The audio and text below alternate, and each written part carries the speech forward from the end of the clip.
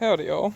Today we're going to do an oil change on the cheap Massey Ferguson F40 that we nicknamed Danger because when I first bought it, it was throwing fireballs out the exhaust.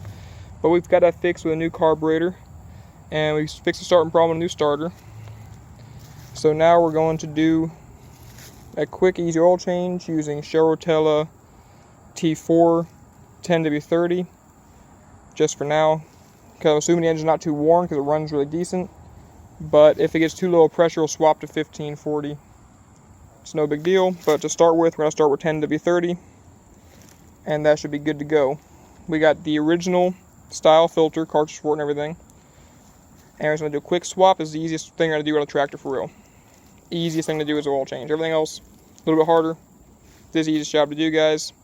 You're just going to need, for mine anyway, a 1-inch, 1/2-inch drive socket on your ratchet. Mine's just a Harbor Freight Pittsburgh. Again, cheap as hell. Just to prove to you guys that we can do this job literally with the cheapest tools they make that are reliable. No need to go buy Snap-on right now. No need to go buy Craftsman. Just buy whatever tools you can get that you know are reliable enough and have a good warranty, and you'll be good to go. So let's begin. First thing we're going to do is take this nut out of our drain pan and let this baby drain into a catch can. And that's that. I'm about to get back on this thing with you guys after I start the draining process. See you then.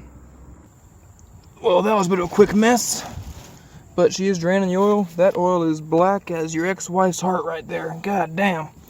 That's some ancient oil.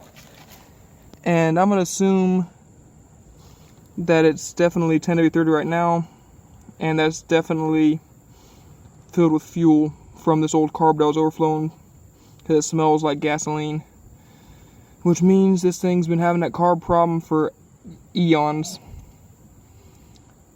That was the quickest 5 quarts I've ever seen drained. That was, wow. Very, very fast draining.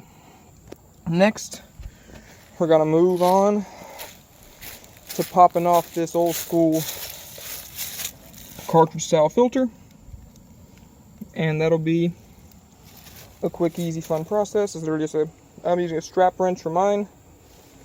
You guys can use what you want to use for yours, but like a strap wrench won't damage the heavy duty carburetor 50s. I don't want to have to go try to find a replacement for it. That's an OEM and all that cool stuff.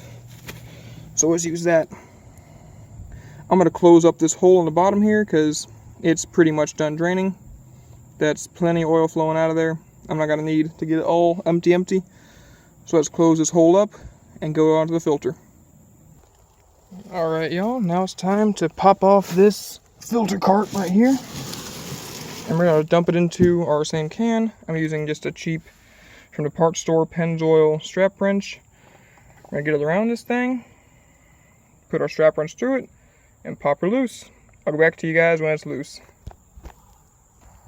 Alright, we got her oozing. My strap wrench wasn't a helper, so I used my little nut driver to get this thing off of here.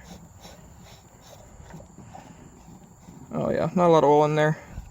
Could have drained the crankcase first, so it shouldn't be a major issue. Just keep on spinning until that baby comes loose for you. And then we can get to the swapping in a new cart for it. Oh yeah. Wow. That's an ancient filter cart from the 50s. Right, I'll leave it here to drain for a little bit, and then I'll throw on the new cart with some oil in it. Alright, see y'all when it's time to put a new cart in there. Alright, the old video stopped, so I'm going to continue where I was on this video here. So now we got a new filter for the Massey. It's not the exact same, it's the same size and type, and it says it's the right part number, so it should work. We're going to put it back in the spot where the oil came out of, in this little housing right here, and we should be able to start up our fun process of putting it all back together again. Alright, see y'all when this thing is in the housing and ready to go back on. Alright, now we're in the housing. It's sitting pretty in there. Now it's time to wet this O-ring with some oil and put her back in that hole. See you guys when it's going back in. Alright, we're gonna go back in. Just make sure you guys line it up so it goes in there evenly as possible into that little hole, and get it tight as you can without using impact. And that should be that.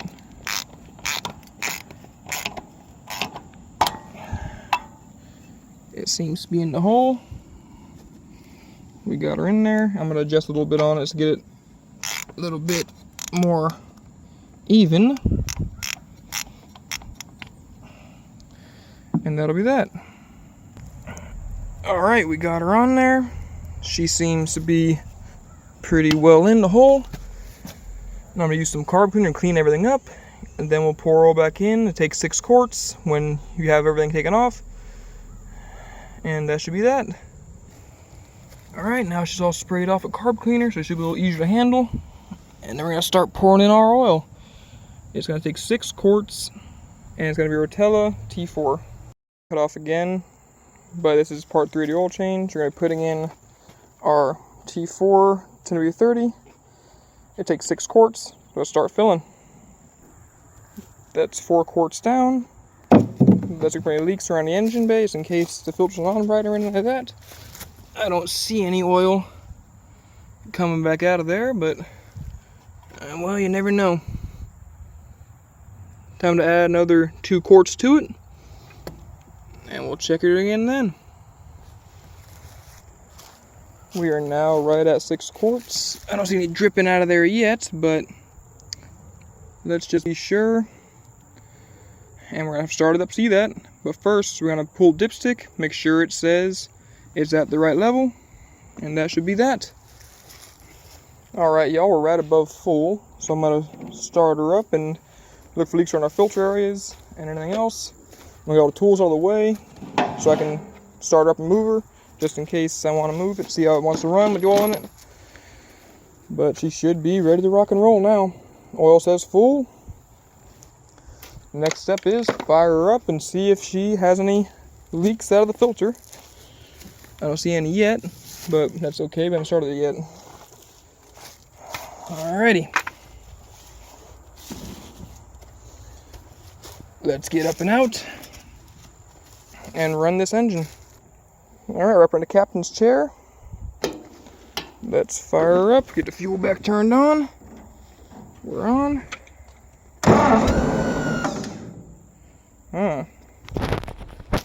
Give some choke action again.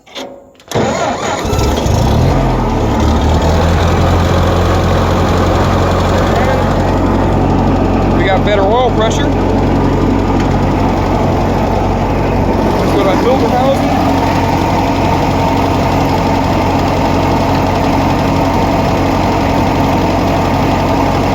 Let's give her some minutes to warm up, so I'm going to turn off this video or pause it, let her warm up and idle for a minute.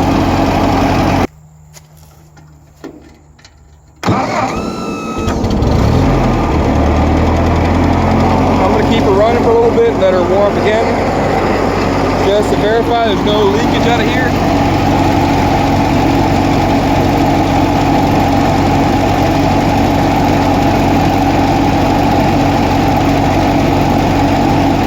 I don't see any yet, but I'll let her idle for a little longer than that.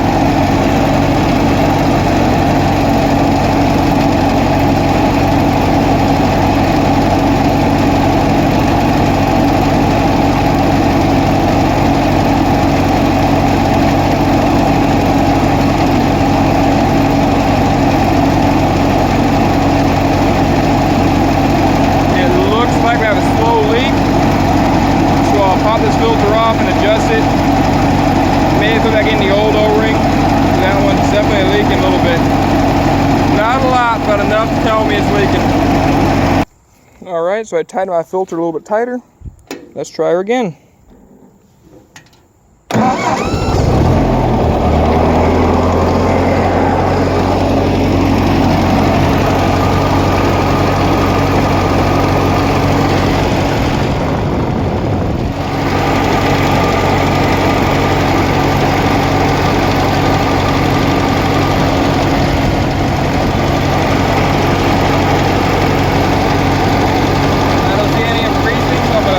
Video again and wait like 3 or 4 minutes,